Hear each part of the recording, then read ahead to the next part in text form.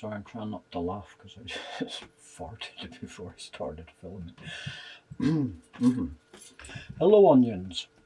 Today we have another exciting episode in Stuzzbot scores some crap off Vine and reviews it. This may be crap, it may not be. I'm keeping an open mind about it. It's a 20 volt cordless drill. The brand, not that it matters because it's probably just made up on the spot, was Viwko, V-I-M-K-O. And this was nominally 30 quid, but free for us privileged Vine folks. And for you, pardon me, should I try that again without choking to death? It's nominally 30 quid, or free for us privileged Vine folks. And for that, you get the following. Excuse creaking noises, it's a bit shoebox sized in this shed. Instructions, who reads them? A packet containing some screwdriver bits, flathead, Phillips, and some Torx bits. It's quite nice. I like a Torx bit, I do. Packet of drill bits. Let's take the things out of the packet and then I don't have to crinkle as much. One of those completely worthless telescopic adapter things, which are absolute crap. I got one with my no cry screwdriver and all it does is twist itself in a knot when you try and use it. Two sets of screwdriver bits, one Phillips and Posi drive and flathead, the other one is Torx bits and hex keys. That's quite a nice little collection there. They're probably made of cheese, but you know, not bad. An extendatron, must be about the 57th one of these I've got in various things now. And a packet of drill bits. What sort of drill bits are there? There's 2 for wood and 2 for metal, I think. There aren't any masonry drill bits, so it may not have a hammer action. I've only opened the box and charged the battery in this, so this is like a discovery for me as much as it is for you. Oh. While on the subject of charging the battery, 20 volts, 2 milliamp hours. No, sorry, 2 amp hours, not milliamp hours. The battery feels moderately heavy, but we might have a look inside that later. The charger, wow, this couldn't be lighter if it was filled with helium. It really feels like there's nothing in that at all. I mean, look, it doesn't even straighten the cable when I dangle it. So, yeah, I think I would leave that plugged in overnight without any worries whatsoever. Not. We have also a box of roll plugs and various size screws, various not very big size screws, and the beast itself. Put the box over there out of the way. So first impressions, actually doesn't feel that bad. It's kind of solid feeling, nice and heavy. It's got a screwdriver mode and 25 levels of torque. Ooh, 25, yeah. And also a first and second gear on the top. Some LEDs there. So let's plug the battery in for a start and see what happens. Because it would be a very short video this if it didn't even work. Ooh, look at that. Disco lights. So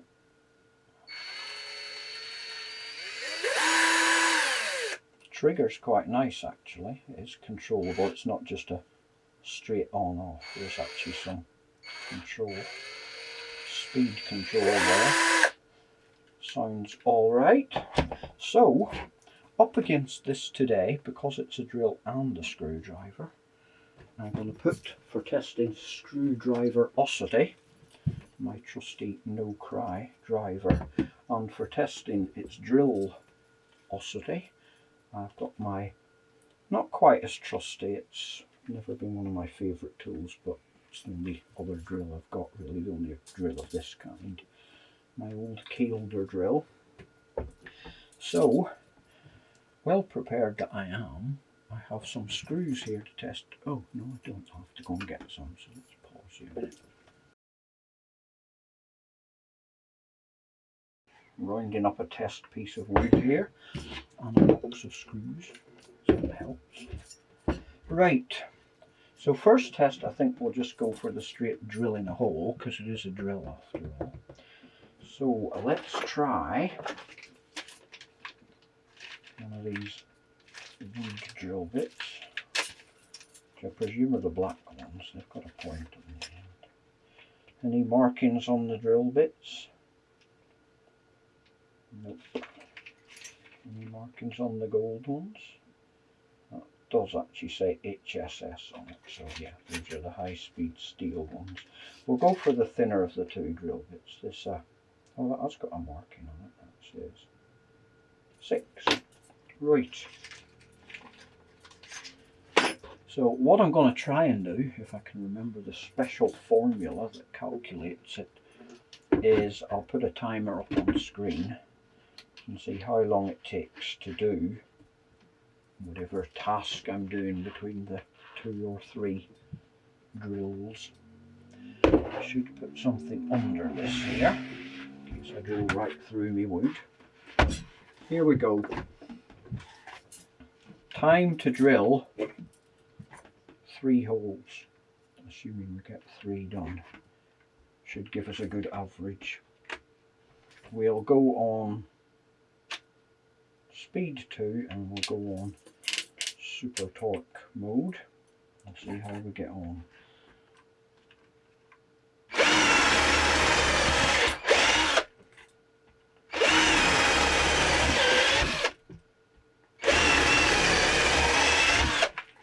No problem there whatsoever. Problem might be that the chuck doesn't want to unscrew. This may be the first problem. Let's try the old-fashioned approach. Well, it drilled okay, but not very good at the chuck stuck. The chuck stuck, that's a good poem. Right, let's see how the Keelder does. We'll do the same again.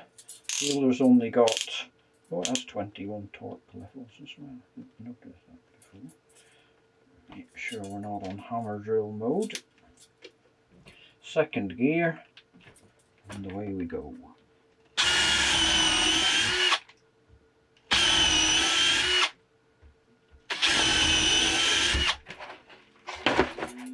So I think the Keelder felt slightly quicker there, but it should be more powerful. It's got a 4 amp hour battery, and it is bigger body wise, but okay so far for this, apart from the chuck sticking.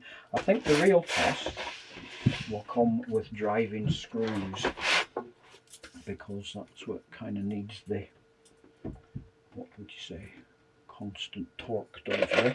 So we'll try the same again, 3 screws each, but this time I'm going to bring in my wee screwdriver as well, a wee no cry screwdriver, and see how that does. Just check these are long enough that they won't go into my table, or short enough I should say. Okay, 3 screws each. Let's see how we do. These are Torx head screws. Let me show you them. Very good screws these. So Torx bit, and we'll give the ping pong brand. Oh, I've forgotten what the brand was already. I'm not overly impressed with this chuck. I think you kind of need to tighten it that way. So I think for screwdriver mode we should be in first gear, so we maximise the torque at the expense of speed. And let's see how we go. These are 40mm screws. So let's see how many we can get in and in how much time. 40mm torque screws. Here we go.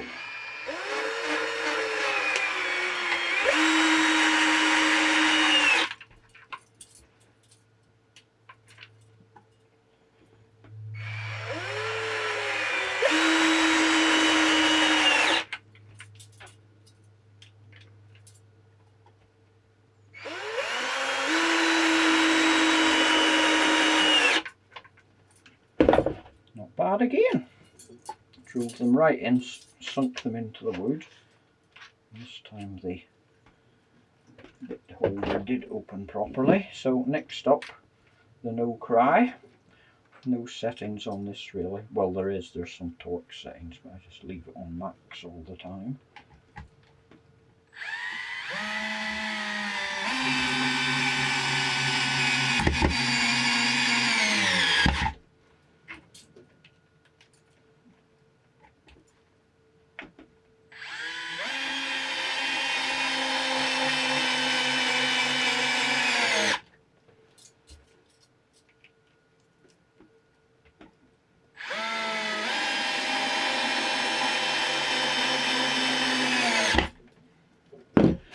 Yeah, I think the wee Johnny No Name drill was actually quicker than my screwdriver, which I'm quite surprised about.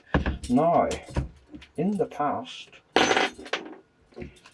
using my Cordless drill as a screwdriver, I found it completely lacking in torque. So we'll see how it goes today. Screwdriver mode, 21, first gear.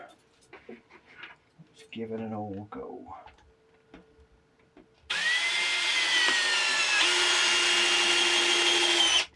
Oh, very good.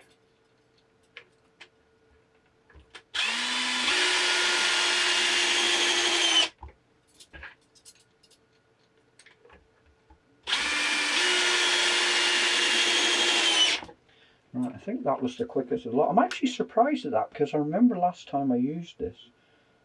Can't remember what it was. I think I was putting hinges on a door and it was just rubbish. It wouldn't drive them to all. I ended up having to do them by hand, but that was okay there. Unless this is an exceptionally soft piece of wood, but I don't think it is. So now you can put them in. Can you take them out again? Oh.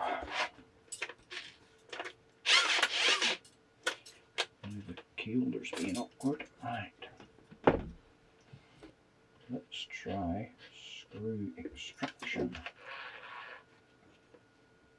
So same settings, screwdriver mode, first gear, reverse.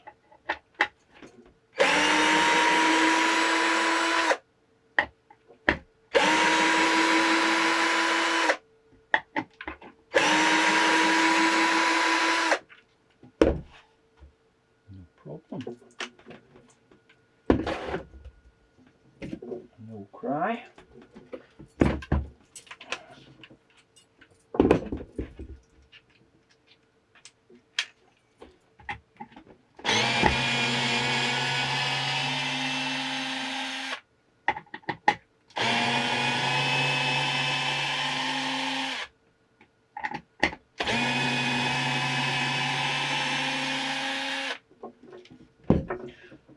Right, again, I think that was slightly slower. And finally, Cordless.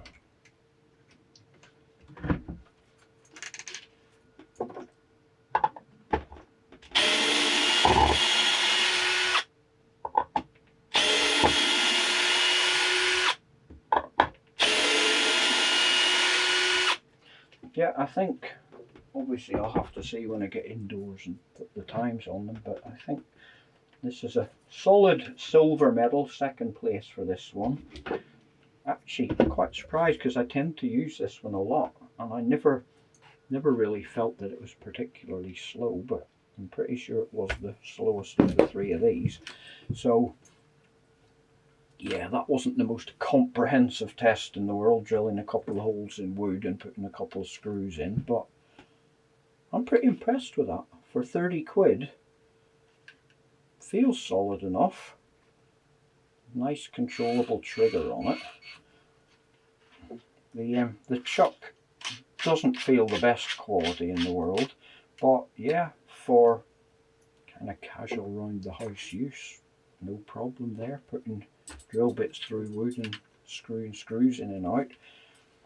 As with a lot of Chinese tools though, I think the proof of the pudding is in how well the batteries last, because as I've said in other reviews, sometimes you get a Chinese tool and it seems quite good and then the batteries just inexplicably die after a few months.